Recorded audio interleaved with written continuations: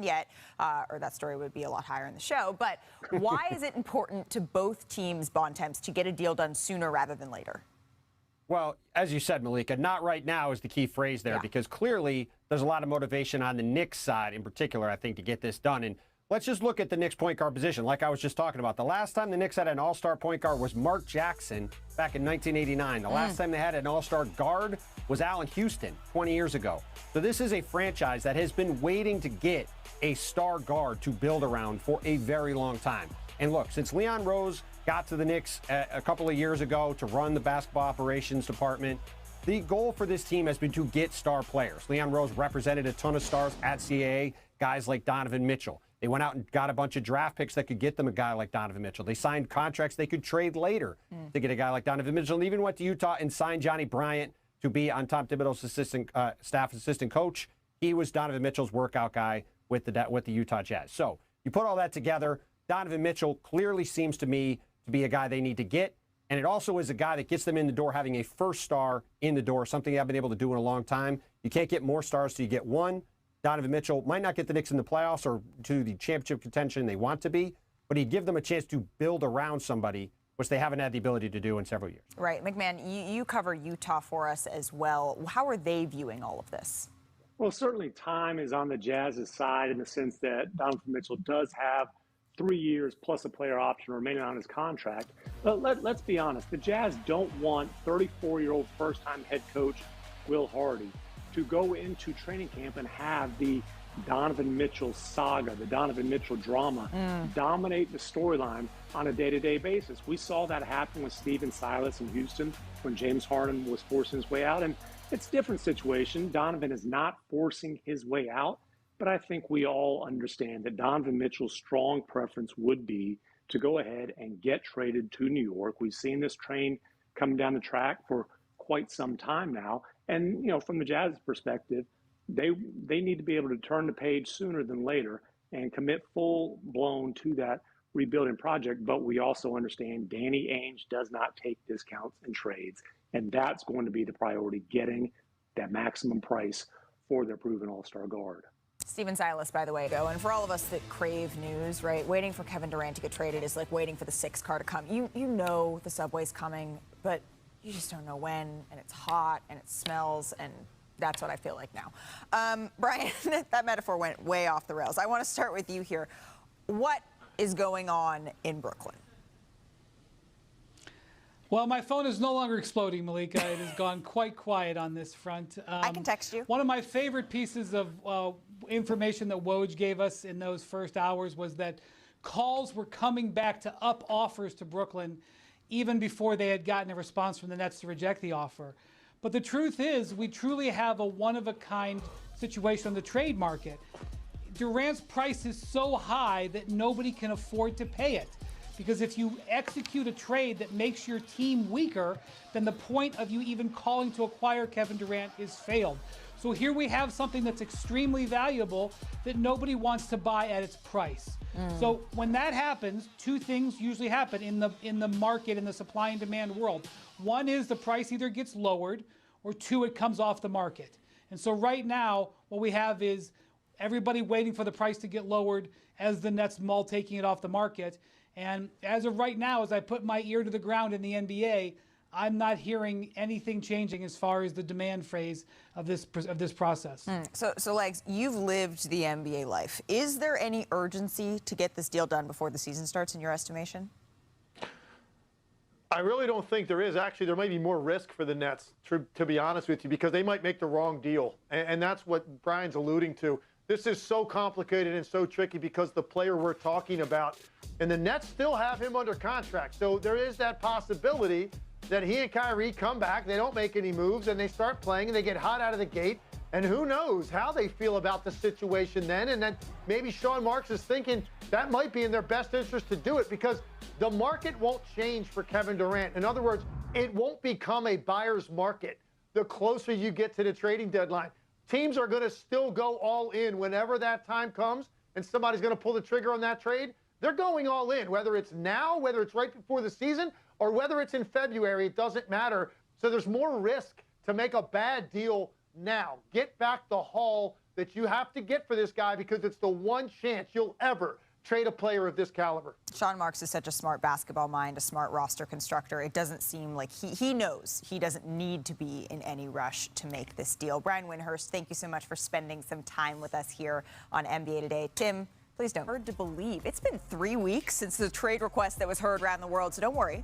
We're going to get you caught up on the latest in the Kevin Durant saga. Plus, speaking of trades, a Knicks Jazz trade surrounding Donovan Mitchell.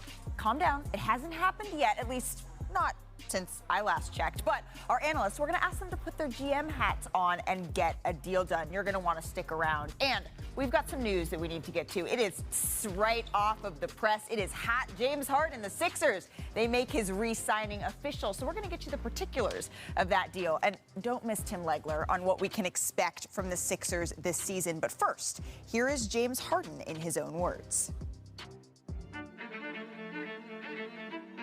Originally, when I was going through everything I was going through, in Houston, Philly was my first choice. It just didn't happen. So I just knew, for a very long time this was a perfect fit. I'm just happy and blessed that I'm here. I feel like I'm one of the best teammates that the NBA has seen, on the court and off the court. Me personally, I just feel like I needed to do what was best for my career and help myself and be happy. Man, it's for me personally, it's been a long year, but since I've been here, it's been great. We try to build a championship contender team so fast, which I still think we are. We just, missing a few pieces. To be clear, you plan on still out there? I'll be here. Yeah, I'll be here. Are you willing to take less for an extension? Whatever it takes to help this team continue to grow and put us up there with the best of it. James Harden, a man of his words there. His new contract details. He's set to make $33 million next season and has a player option of $35.5 million. That's the following year. But remember, Harden declined a $47.4 million option this offseason in order to give the Sixers a little bit more flexibility to round out the roster. That's what we heard him being asked about there at the end of that soundbite. Part of our roster today, joined now by ESPN senior writer Brian Windhorst and the master telestrator himself. Does anyone call you Tim the telestrator, Legs? That's not bad, Malika. No, nobody has, but I think you just did. I think so I let's just started point it. it. Let's do something with it. I like Let's that. That's how we should font him, sponsor it. We're all in. We even have some of our people who help us with that. Chris Duffy's in the studio today. So let's get right to it. Starting with you, though, Tim, the telestrator. I'm going to go with Legs. It's simpler. What are your expectations for Harden this season and beyond? I think he's going to have another great regular season. I mean, that's what James Harden does in the regular season. It's one of the most dominant offensive players in the league. I think their team is significantly better with the rotational players that they have added to go alongside himself and Joel Embiid and Tobias Harris and Maxey. They've really shored up the rest of their team. So I think their team has a great regular season. I think James Harden has a great regular season, and we're going to look at them as contenders. The problem is this. Much like my accountant, Malika, I only care what he has to say on April 15th, right? And it's going to be the same thing with James Harden. It all comes down to how he performs in the postseason, because he's got the ball more than anybody else on that team. And if he has moments like he has had at other times in his career, I think they're going to struggle to get through the Eastern Conference. It does fall in his lap to a certain extent because he is the primary creator. And when he loses aggressiveness or he looks tentative, that's when they're going to struggle. And unfortunately, his track record indicates that's probably going to happen in the postseason again. So I think he's going to be great for 6 months. We're going to talk about all kinds of stuff with the Sixers, but then it really matters that 2-month stretch, April to mid-June. What is he going to do then, and can he be at his best when it requires it? That is what I think James Harden has struggled with in the past, and now I think I'm expecting that to happen again. Malika, let's take a look at this deal that was kind of brokered here. There were circumstances surrounding it and an injury to his hamstring, but really, James Harden can't say that he's a max player right now. He just can't. Not at his level of max, which would have been over $50 million a year. So the Sixers and Harden have brokered something here, and that is he is going to help the Sixers rebuild the depth that they lost in trading for him. And they absolutely added 3 really quality players to help them out because of his decision to come down here, specifically P.J. Tucker, but also D'Anthony Melton and Daniel House, who should help them at both ends of the court. That definitely happened. Yeah. But he's also left himself open here with only a one-year deal. And the belief I think that he is putting faith in is that he is going to come back healthier and he is going to show the world that he's a max player again, and next summer take that money right back. And the opt-out and the pay reduction is an investment to get that longer max deal while also helping with his reputation in Philadelphia. As drawn up, that's a beautiful plan. I can see them coming to that agreement. I can see Daryl Morey being happy about it. I can see their owners being happy. I can see Harden being happy. I bet PJ Tucker is pretty happy because he just got a 3-year contract for $30 million out of it. The question at the bottom line is, will James Harden return to that max level player?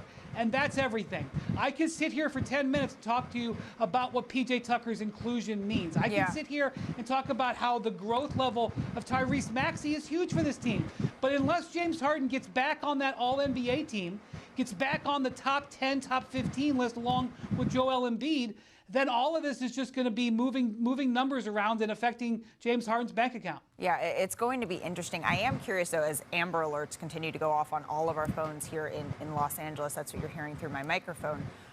Tim, you said something about how for James Harden, he's going to be judged in the postseason. I'm wondering, though, if he's going to be judged potentially less harshly because this is the contract he's on versus a larger number in your estimation.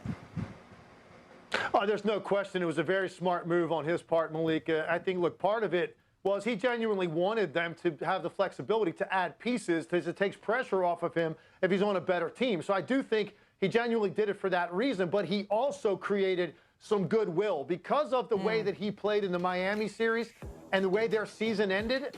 This media base and this fan base, they were pretty harsh going into the summer, and they were wondering what was going to happen. Like, is this guy going to demand out of Daryl Morey a super max extension right now based on the way he just finished the season? If he had done that, the level of pressure on him, and I think the reaction to him, if he struggled at any point next year, would have been very difficult to overcome.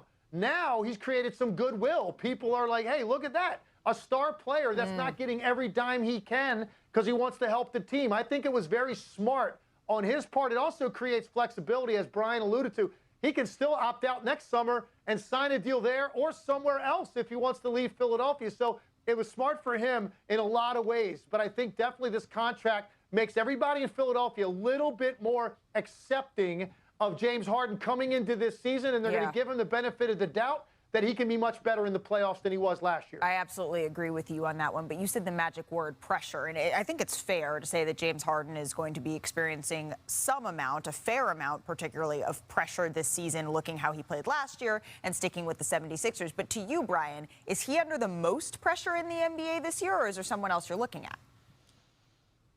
No, I would say Kyrie Irving is probably in that zone right now. I'm not sure that Kyrie, I don't know how he felt about the fact that they really couldn't get much action in trade talks for him, either in a sign and trade or when he was briefly potentially on the market when Durant asked for a trade. You know, he's obviously a desired player. There are many teams that want Kyrie Irving on their roster. The question is, would all of them want to give him a 4 or 5 year contract? Right. And would they be in places he wants to be? Because Kyrie has forced his way off of teams in the past. So if Kyrie wants to control his destiny and get the contract that he, wants, he's going to have a big year this year, and there's going to be a big bullseye on him if he stays in Brooklyn. Tim? Yeah, look, he certainly is under a ton. I don't think there's any question. Harden is another guy. I'm going to name one other guy that I think potentially you could say this about. I think Jason Tatum is under some pressure, and here's why. Look, I know he's young, and I know he's ascending, and I'm a huge Jason Tatum fan, and the guy was an all-league player. He's going to get MVP votes probably because Boston is that good. I mean, a lot of people think Boston can win it all next season. They went to the finals, and they improved their team, so he's going to be in that discussion all year. But kind of like what I said about Harden, but Harden with more of a track record, certainly. Jason Tatum did not play well in the NBA Finals. Yeah. He was outplayed by Golden State's best player. And for Boston to win that series, their best player needed to be the best player on the floor often enough for them to get to 4 before Golden State got to 4. And it didn't happen. So I think going into this season, certainly people think, well, okay, it's maybe a one-off. No one's writing it off that it can't happen. you're not expecting Jason Tatum to not play well under pressure. I'm just saying this is a team expecting now to win it all, and Jason Tatum did not play well when they got to that final stage. He's going to have to answer that. Regardless of what he does in the regular season, people are going to be waiting to see when those lights are at their absolute brightest, will he be better than he was last year and help lead Boston to a championship? So I think he's going to feel it. Maybe not in the regular season, but I think in the postseason, Jason Tatum's going to feel some of that. Well, we're going to get into that final stage a little bit later in the show because, were you guys watching the ESPYs last night? There were some sparks that were flying there. But what's interesting to me is that neither one of you said DeAndre Ayton or anyone in the West. It's two teams, two players on Eastern teams that you see, at least as of right now, under the most pressure. So that makes me think, gentlemen, what are your current power rankings in the Eastern Conference with everything as it is today? That means Kevin Durant is still on the Brooklyn Nets. That means Kyrie Irving is still on the Brooklyn Nets. You're way too early power ranking. Tim, I'm going to start with you, going 5-1 here. Look, I'm going to put a virtual dead heat at 1, honestly. I said it's a coin toss. Milwaukee and Boston, I could sit here and really talk about either of those teams, make a great case why they're going to be in the NBA Finals. I just think they're both there. I have Philadelphia 3rd, Miami 4th, Toronto 5th. I'm looking at Brooklyn, and I'm saying to myself, okay, even if we say Kevin Durant and Kyrie Irving don't get moved, and they're going to be there, are you really going to take that leap of faith based on the way the last 2 years went? And knowing that they both demanded trades, you really think they're going to just turn it around, get out of the gates really quickly? All of a sudden, they're going to be happy there, they're going to stick with it, and now Brooklyn becomes a contender? I think that's a reach.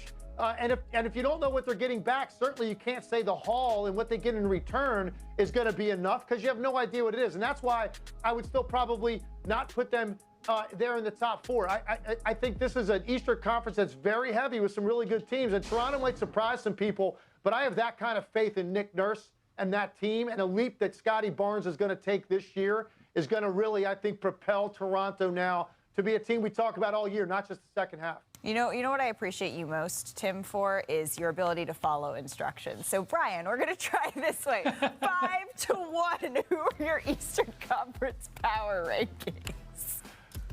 Malika, I can't believe I'm saying this, and I agree that I could be mocked for what I'm saying, but I like the Brooklyn Nets offseason so far. They actually have added a couple of nice veteran pieces, Royce O'Neal, TJ Warren, low risk, potential high reward. They re-signed Patty Mills. They re-signed Nick Claxton.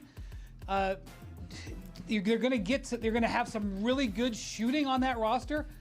Assuming those guys are back, which I have to assume right now, I might even be low. Of course, their team chemistry could be a disaster, but even saying 5 might be low for them. And then you look at Philadelphia. We just talked about how much Philadelphia has improved. I actually want to put them higher, but the Harden thing is such, is so unclear. So I got to wait and see. I have huge respect for the Miami Heat and what they are as a team. I think they're getting forgotten about because they haven't done a major move and they lost PJ Tucker, but they're still a great team and they still have terrific bones. The Celtics I have at number 2, although I'm with legs. I mean, you could make a strong case for number 1. They've upgraded their roster on a team that went to the finals. I think had the Bucks had their full team together, I think if Chris Middleton was healthy, they win the East and they might have won the title again. So I still have Milwaukee at number 1, just on how great Giannis has been. But we're saying this. I mean, literally in a week, you could bring this back and use it against me and totally make fun of me. You could do it again in November and again in January. That's how much fluidity there is right now with these teams. Absolutely. I agree with you, and that's why I need to put an emphasis on way too early. I think if I were to do this exercise, Brian, I think I might be a little bit closer to you in all of this at number 5. I think I would still have Brooklyn because I like the offseason moves that they've made. And Legs, to answer sort of something that you floated in your power rankings, I think that Kevin Durant is going to come out of the gate strong. If he is on Brooklyn, this man, one thing we know about him is how talented he is and how much he loves to play. So he is what gives me faith that Brooklyn is still going to be up there. Number 4, I'm going to put the Miami Heat. I think they are talented. I think they are well coached. And they could even move up from here. I think I had Philadelphia as number 3. I like what they're doing over there. I appreciate the moves that James Harden made, the flexibility he had to allow them to do a little bit more. Oh, the top is hard. I'm going to put the Milwaukee Bucks as number 2, and that's only because last year I put them as number 1, saying you have to respect the champs coming off. So if Boston is a team that is representing the East last season, and I really like the Malcolm Brogdon move that they made, they seem to be missing that true point guard. I'm going to keep them in their spot at number 1 until they prove me wrong. Like, I feel like that's the respect that I owe the Boston Celtics, but I think the Milwaukee Bucks are going to be dangerous, Brian. I absolutely agree with both of you there. So, Legs, you're going to choose one or the other at the top spot in the next couple of weeks. What's the deadline for this? Listen, we're in the summertime, Malika. I don't have to do that until right before the season, right? And then, as we tend to do around here, probably 1 week in, I'm going to have to update my championship pick, and then every week throughout the season, which is fine. I'm going to take my time, and let's see how this all plays out over the summer. But there's no doubt that Boston significantly upgraded their team with Brogdon and Gallinari.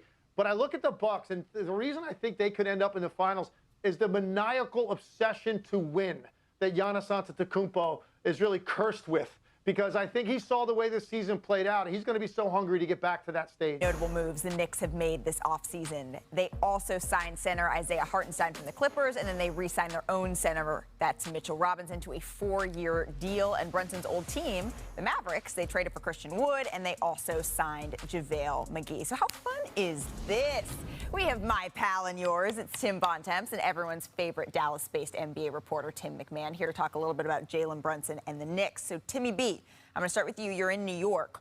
What will Brunson's role be with the Knicks? Well, Malika, it would have been nice to ask Jalen Brunson about that this week when the Knicks decided to have a press conference with no media involved. But, look, the Knicks have been waiting to find a point guard to be their franchise leader really for decades now, right? We've seen a revolving door at this position. Let's go back to last summer when they had a press conference where Kemba Walker is the latest guy that they hope would be the guy that would be their leader at the floor general spot and really be kind of the coach on the floor for this team. And I think, you know, when you look at Jalen Brunson being in Dallas with Luka Doncic, where he's playing off the ball sometimes, being sort of that secondary creator, I think in him coming to New York, a big appeal to him was that getting the chance to be the guy with the Knicks. Now, as we'll talk in a little bit, maybe down the road here, he'll have a fellow backcourt mate that will take away some of that ball handling responsibilities from him. But either way, with the contract they gave him, with the pursuit that they clearly went out to get Jalen Brunson over the past several months, it is clear he is going to be a critical piece for what they're doing going forward. And I think it gives them a chance to have some real stability at the point guard spot for the first time in a very, very long time. Yeah, we've certainly seen that spot be something that rotates for them. To Dallas now, Tim McMahon, what is the Mavs' top priority for just sort of the rest of the offseason to replace Jalen's production for them? Well, obviously, they're going to continue to explore opportunities in the trade market, but they feel like with the return of Tim Hardaway Jr., who missed the second half of last season, all of the playoffs, that really kind of fills the scoring void. Spencer Dinwiddie steps into the starting lineup, and then they did trade for Christian Wood. Obviously, he's not a guard, but he provides a scoring threat, a shooter, kind of a little bit of playmaking in the front court that they did not have before. So while Brunson was a top priority, trying to keep him, they weren't able to do that. They do feel like they can replace the offensive punch with the moves that they've already made and just the return of from injury by Tim Hardaway Jr. Interesting. Okay, so Bontemps, you alluded to this, but a player that isn't a Knick right now is Donovan Mitchell, but New York and Utah. I don't know if you guys are going to think it's fun bringing in another Tim. How many times do we have this many Tims on the show? So how about a little bit of, it's a little corny, it's a little cheesy, but I'm a little corny and a little cheesy. So a little bit of Tim trivia here. Just shout out the answer if you got it. How many Tims are in the Naismith Memorial Basketball Hall of Fame? Whew. I'm going to say none. I'm going to guess 3. 2. Duncan. I'm going to say 5. I'll go over and say 5. 2. Oh. Duncan and Hardaway. Legler got it wrong even when he knew the answer. Yeah, I know. So, come on, Legs. I mean, Legs is struggling today. Yeah. All right, this Tim is a part owner of the Memphis Grizzlies. Who is this Tim? Justin Timberlake. I was going to say, that's the only one I could think of. There you go. Good job, man. All right, this Tim made a three-pointer to force overtime, and in the 2006 playoffs, it was against the Lakers. Tim's team eventually completed a 3-1 comeback. Tim Thomas. Tim Thomas. Good one. Right, that's a good answer. I love it. All right, this Tim Very good. won the 2011 Conn Smythe Trophy for the Stanley Cup Playoffs MVP. Who is this Tim? I you can't name going a single hockey? Conn Yeah, Smythe That's winner. also Tim Thomas. Ding, ding, ding! He got it. It's another Tim Thomas. The Bruins. also What an That's athlete right. playing two winter sports at once. Well, guess what I'm about to guess? I'm about to say Tim Thomas, no matter what this question Yeah, is. see, there you go. Tim, you got to be faster with these answers, baby. All right, this Tim won the 2004 Academy Award for Best Supporting Actor for his portrayal of somebody in the movie Mystic River. Who is this Tim? Tim Cruise. Timothy Hutton. Tim Robbins. I was going to say Timothy Chalamet, but I knew that was wrong. I was going to say it as a joke. I struggle with that, the name, the whole, yeah, it's bad. All right, who was the first Tim to win the Heisman Trophy? Tim Tebow. First Tim Tebow. Tim, the first Tim. Yeah, I don't know. All right, Tim Tebow won in 2007. Timmy Brown. won. Timmy Yeah, Brown. 1987. Dallas guy. I All should have right, gotten that. this one get creative once again. This Tim has won 4 Grammys, is a 3-time winner of the Songwriter of the Year award. Who is this Tim? Can I go back to Justin Tim Burton. Timberlake? I was going to say Justin Timberlake It's again. bad. Timbaland.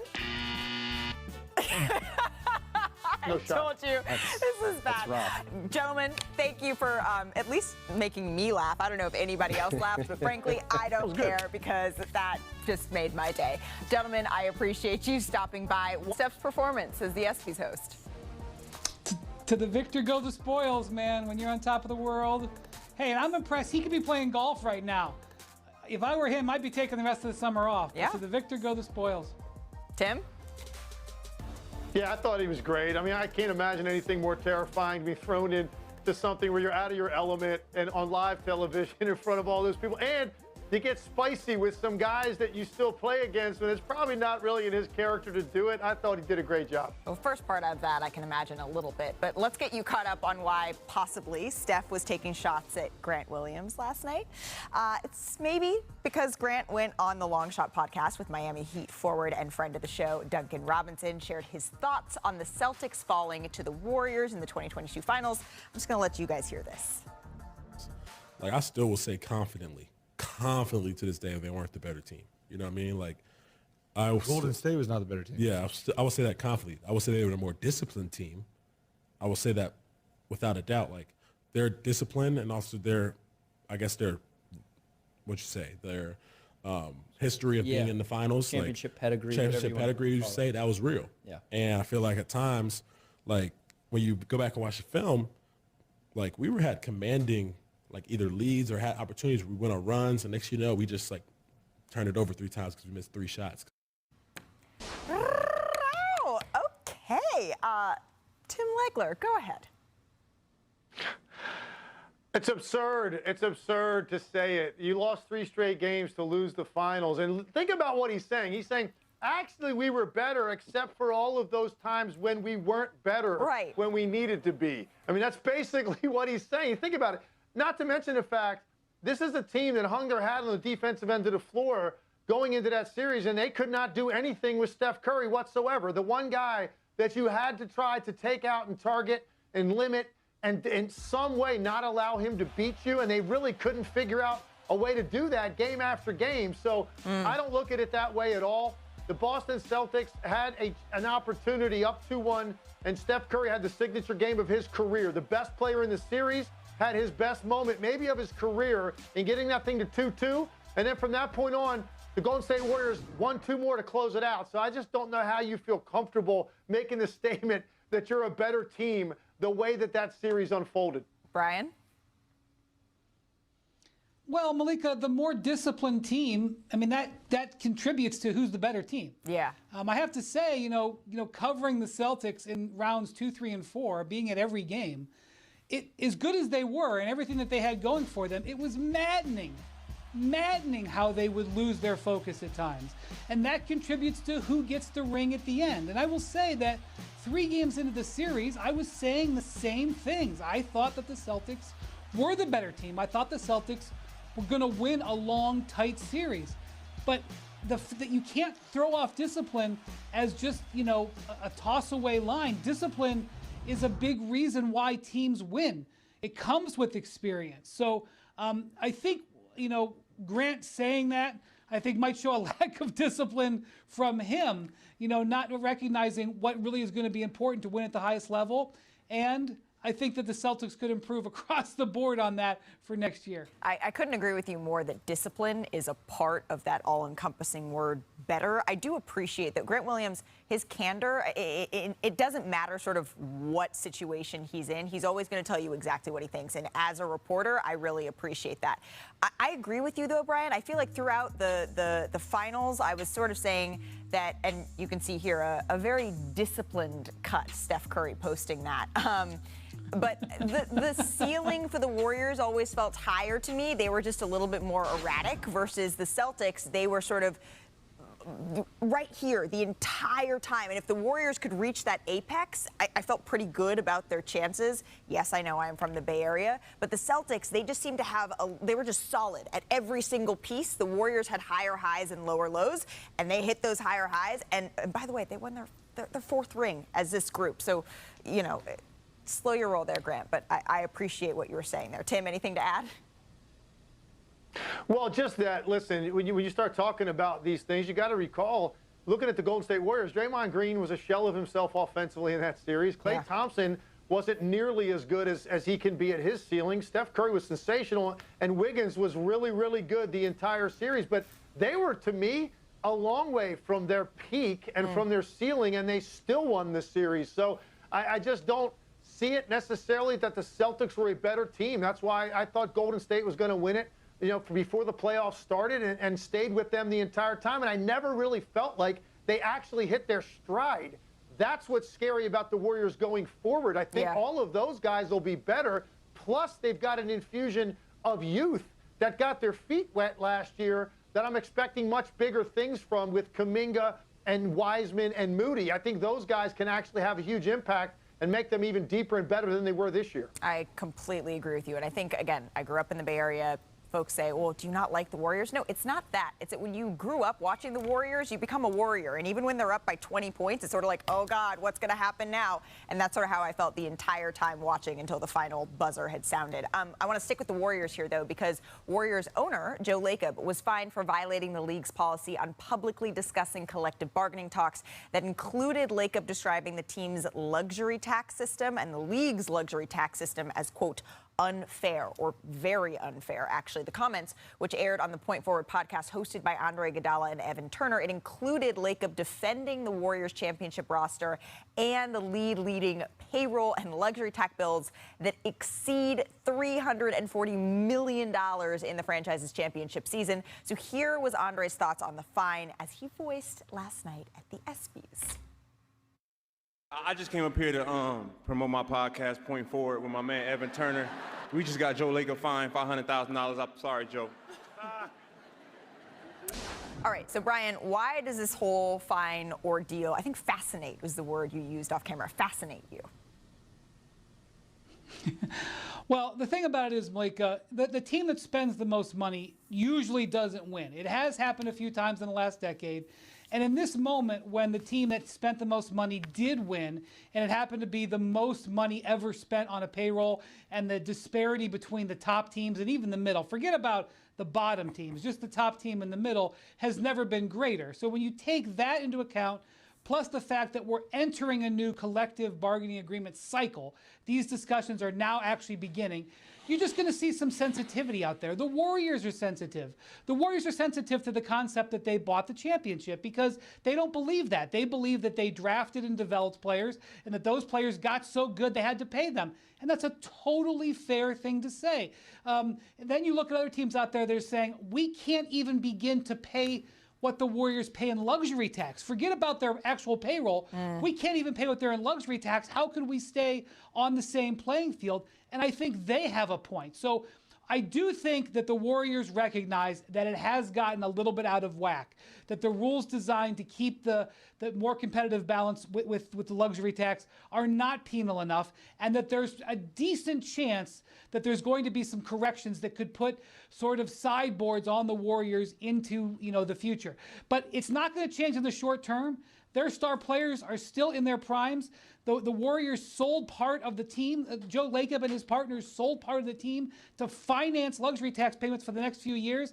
So there may be some suppression coming, but in the short term, they're going to just be fine. And if you get upset about it, just look at your ring and don't worry about what anybody else says. Right, there you go. I was talking to another NBA owner the other day who told me that he thinks that there could be some adjustments made, particularly if you were drafting a player and that's what puts you in the luxury tax. That should be potentially treated differently as trading for that type of player and that being put in the luxury tax.